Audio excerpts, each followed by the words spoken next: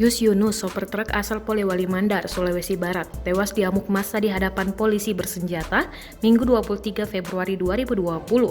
Awalnya, Yunus tewas dipukuli massa diduga karena masalah babi. Yunus dituduh menabrak babi milik warga di Kabupaten Dogiai, Papua. Namun penyebab sebenarnya adalah Yunus tewas dipukuli karena warga menuduh Yunus menabrak seorang warga setempat bernama Demianus Mote.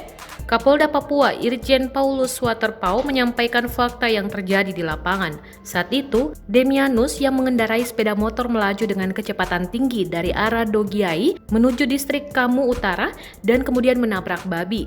Demianus tidak dapat mengendalikan motornya dan oleng ke kanan lalu terserempet bumper mobil truk yang dikemudikan Yus Yunus yang datang dari arah berlawanan sehingga mengakibatkan Demianus meninggal di tempat kejadian.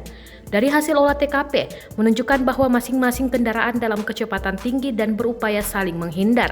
Hal ini terjadi dari bekas rem mobil truk sepanjang 28 meter. Posisi kendaraan mobil dari titik tabrakan sepanjang 31,70 meter berada di luar badan jalan sebelah kiri dari arah kendaraan dan posisi motor dari titik tabrakan berjarak 14,20 meter.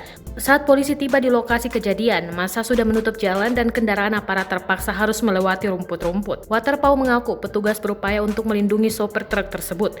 Saat itu posisi Yunus, sopir, berada di pinggir jalan dan sudah dikerumuni massa.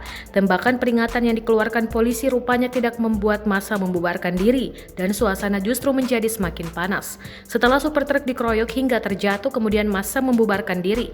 Polisi kemudian meminta bantuan untuk menyiapkan ambulans untuk mengevakuasi korban Demianus Mote ke puskesmas. Namun dari pihak keluarga dibawa ke kediamannya. Selanjutnya polisi mengevakuasi Yus Yunus ke dalam mobil patroli untuk dibawa ke puskesmas.